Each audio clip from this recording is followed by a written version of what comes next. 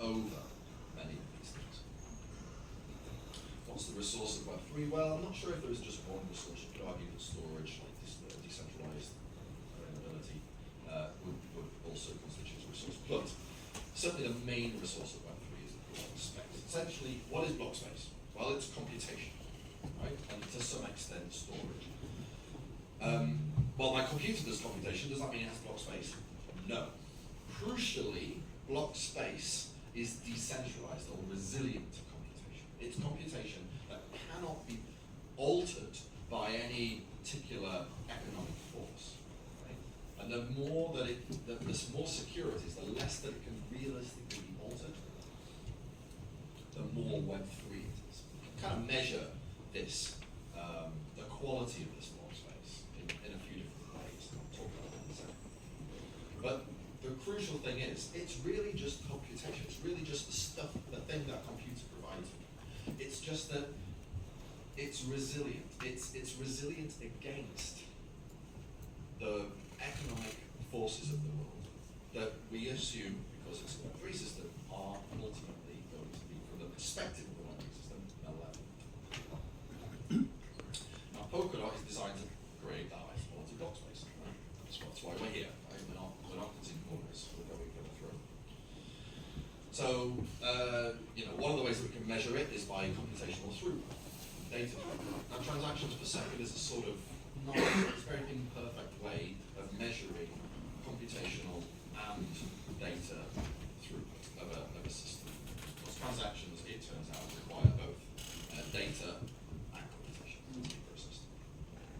Unfortunately, different systems process transactions in different ways. Indeed, different systems have completely different definitions of what constitutes a transaction. These transactions are the sort of proper transactions. They're like, and by proper I mean they operate on state that is independent of the other transactions that are happening at roughly the same time. They always include a signature, one per transaction. They always include a transfer, one per transaction.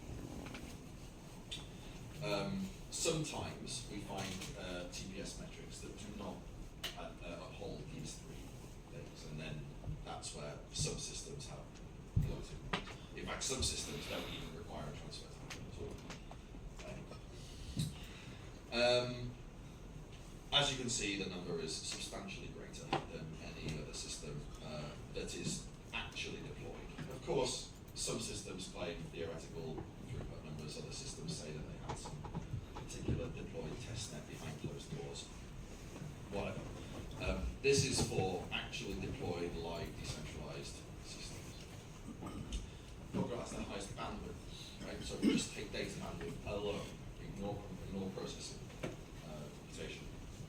It's still far higher than other data availability systems, other systems that are domain specific for data availability.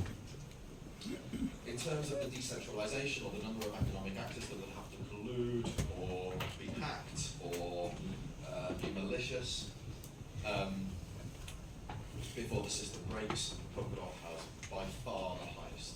Right? This is by far the most decentralized system of anything that's handling any significant amount of things. Ethereum, despite its efforts to decentralize through having lots and lots and lots of validator keys, actually, I think this Nakamoto coefficient of the number of independent economic actors that have collude to break the system is only about 2 or 3. And it turns out that Polkadot is the most energy efficient of the major chains. Right? And there's a reason that it's energy efficient. Essentially, it comes down to scaling out, not scaling out. And that's what I want to talk about for the rest of this.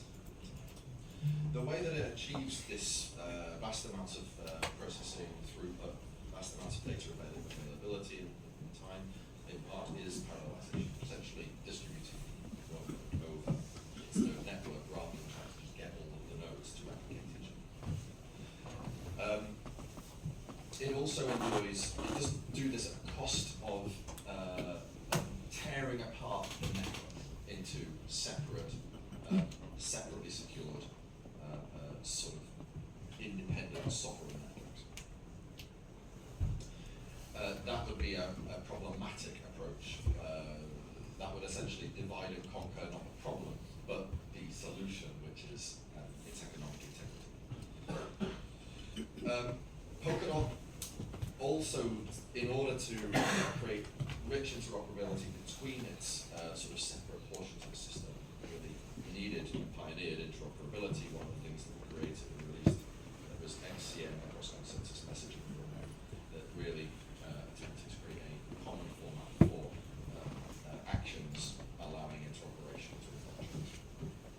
And of course, it has substantial data, very large and effective data availability system. All right, that's Polkadot. I want to talk now about JAM. So JAM is the next, the Polkadot governance essentially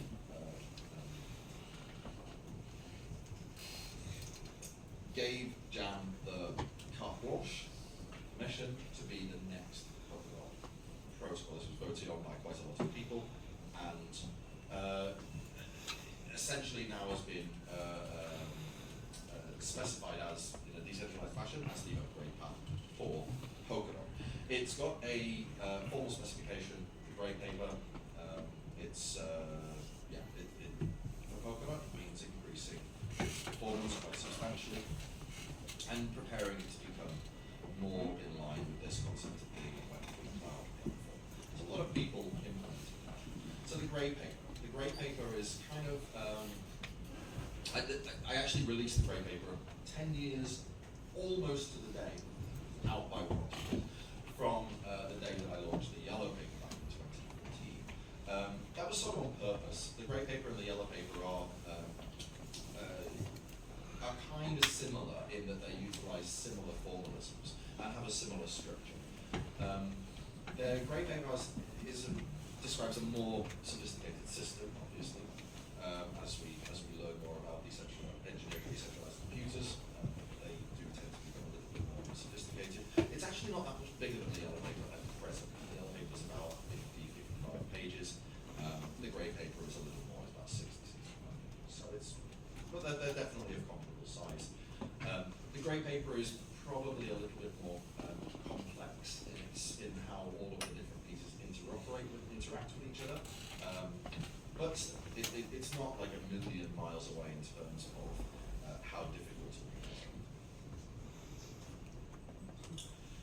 By having a grey paper, by having a technical, formal specification of the protocol, essentially by launching the protocol before we launch any piece of software that implements the protocol,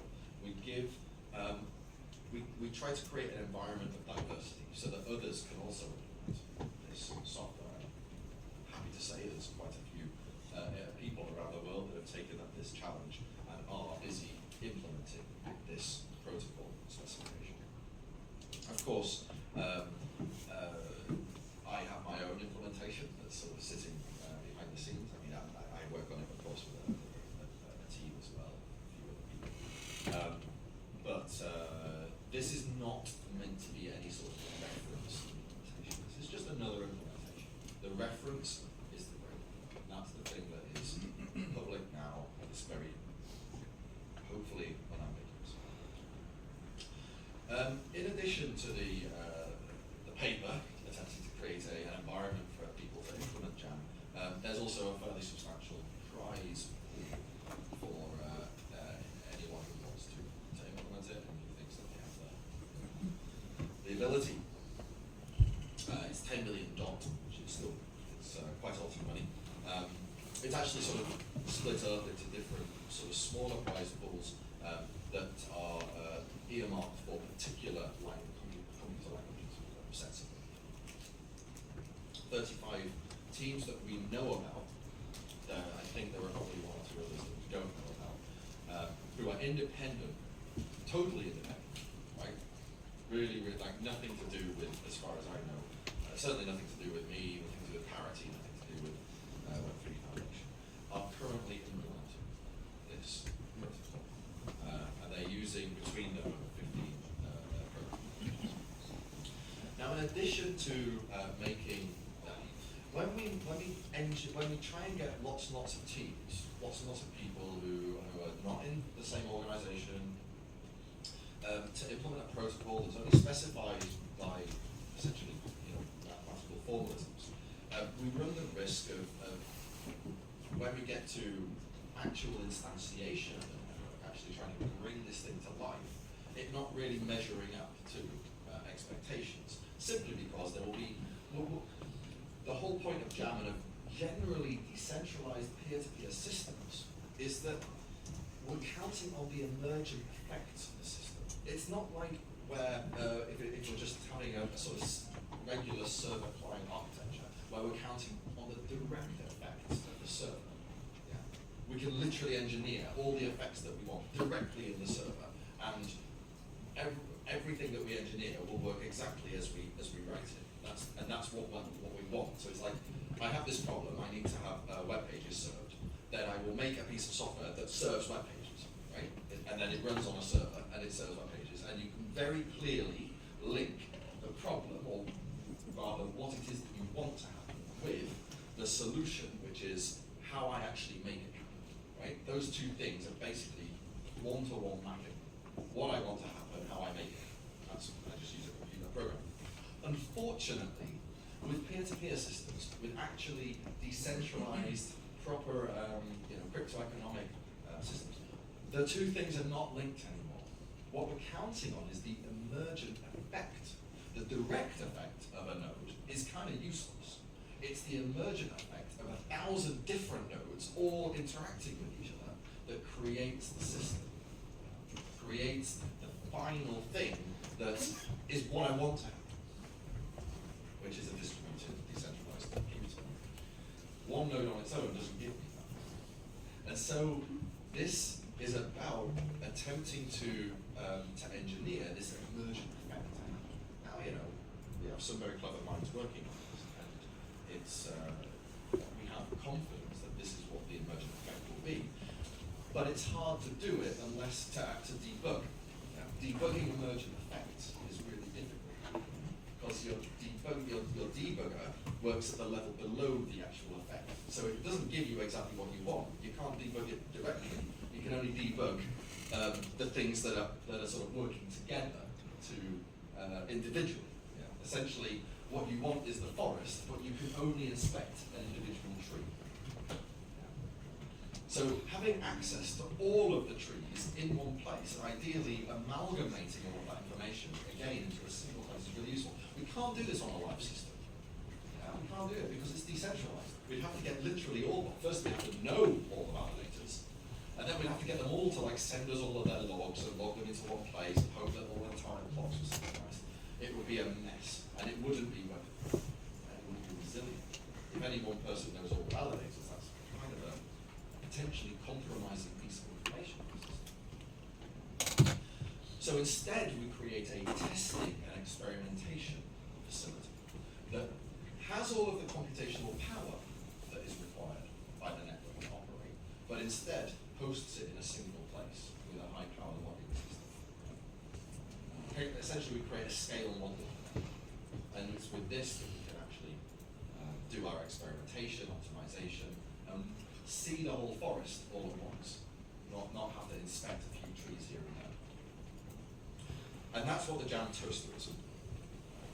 It's not a supercomputer by today's supercomputer standards, but it's certainly no slouch. It's got 16,500 thread-ripple cores, and these things go pretty quick, and an awful lot of RAM, 32 terabytes. So it's it's capable of doing the level of computation that we need to actually simulate the whole JAM. Good. So I've talked around JAM quite a lot. I'm going to talk around it a bit more, but I hope I'm slowly zeroing in on what it is and what it's about to be. So what is JAM? I did a little picture of it there. It looks a bit like a flower. So let's go back to the driving factors. I mentioned this in a slide a few minutes back with what is what. These are how I like to think in terms of these.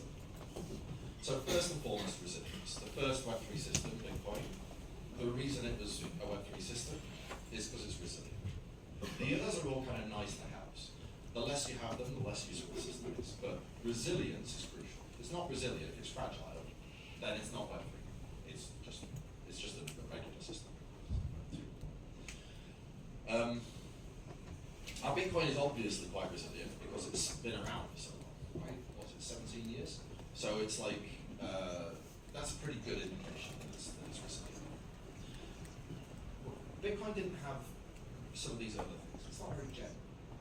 You can't do that much on it. It's kind of good for what it is, but doesn't do much else. And it's not very performant. Now, when we, the key sort of move forward, key sort of innovation that Ethereum provided over Bitcoin was introducing this concept of generality. It made it more general. Didn't make it perfectly general. As I've said, it's not actually Turing complete, but it does have a scripting language that lets you write and execute a lot more interesting software than Bitcoin required.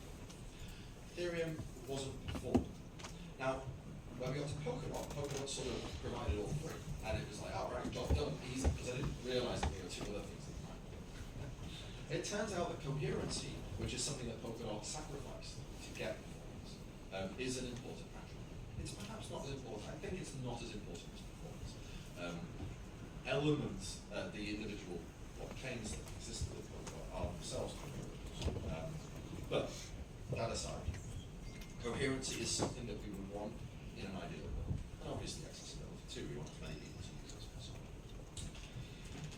So, specifically, password, Ethereum 1. Well, I've drawn it as this is my little drawing. Take it for what it is. Not very scalable. Now, it turns out some people, just to explain the drawing, the dotted line on the outside is like the consensus. Right? So it's like everyone has consensus. And then the thick line on the inside is the state. Right? So there's the single state. It's not very scalable. You can't, it's sort of like a cold-blooded creature. It's like there's a limit to how big it can grow, like physical limit to how big it can grow. This is actually an important consideration. We'll go into in a second. People did try to scale this model. Right? I call this high-performance synchron, so kind of just scale the version of Ethereum. We saw different networks trying to do this in different ways. And they've, over the last 10 years, right, we've seen various different attempts at essentially just trying to make Ethereum go faster. Generally, these things are either centralizing or fragile, they break a lot, or both. And ultimately, they're still going to hit this ceiling. Right? Ultimately, the ceiling is just how fast can you make a single computer work, like how many transactions can a single computer process. That's the sort of end game of this. The end game of centralization is running all on one machine. Yeah? And the end game of scalability, therefore, is, well, how fast can that machine keep up? If we don't have to worry about like replicating it across the world to potentially other machines that might not be as fast and might not have as fast a link.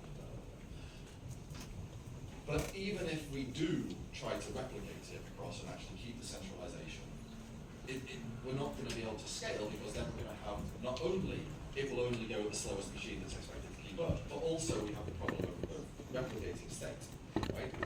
It's like as slow as that machine can keep up, but also as slow as you can like synchronize with all the other machines sending data out and receiving data back. So, these systems are not scalable.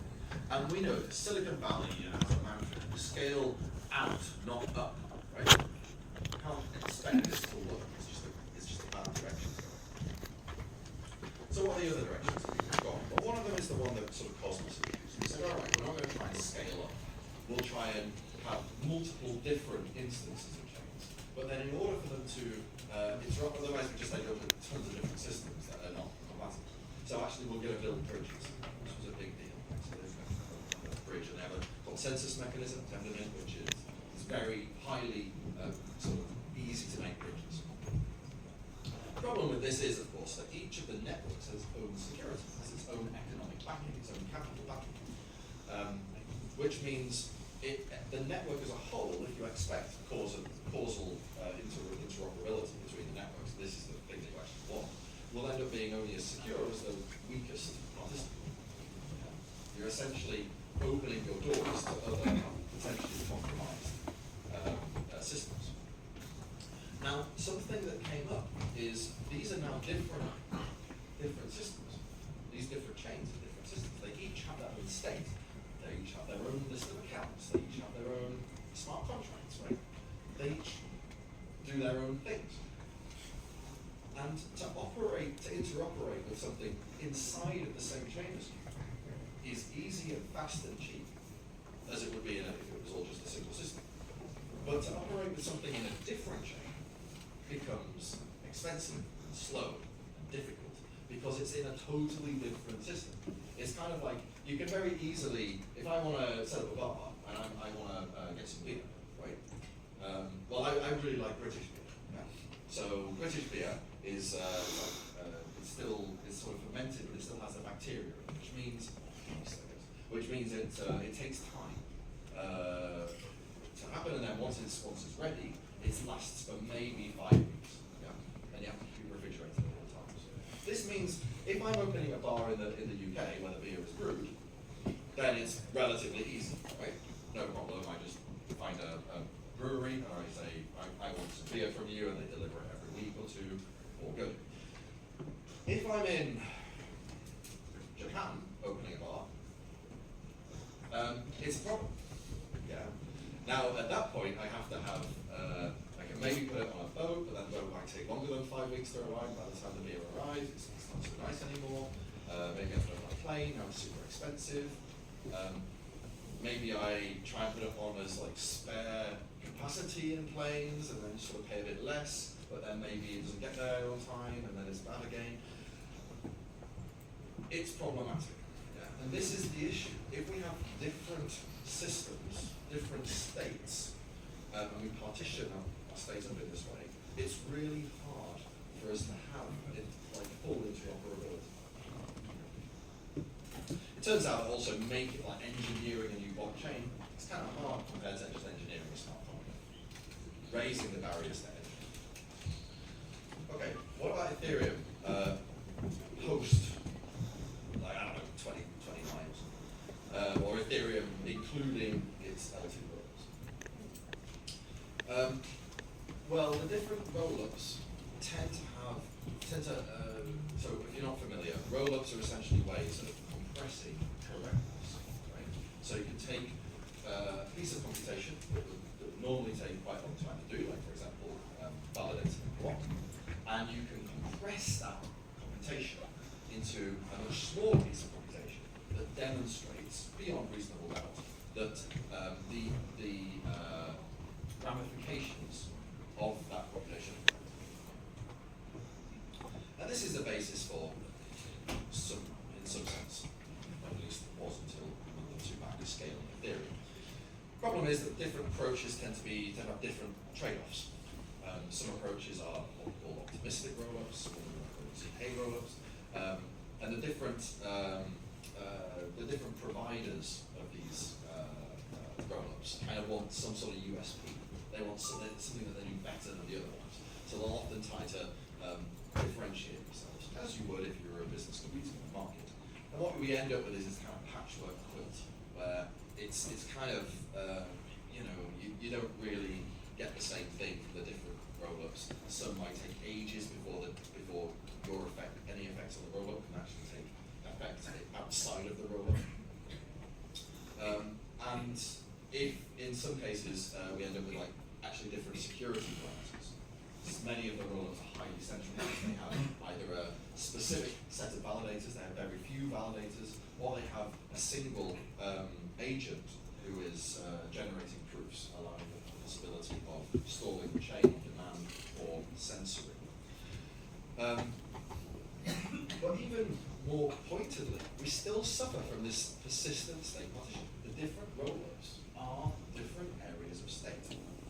Interacting within a rollup is generally cheap and fast and easy. Interacting between rollups is generally expensive, slow, and hard. Polkadot is provides essentially a homogeneous roll-up environment. So the different blockchains can kind of do their thing, but the actual means of compressing their computation is the same mechanism, which means that we get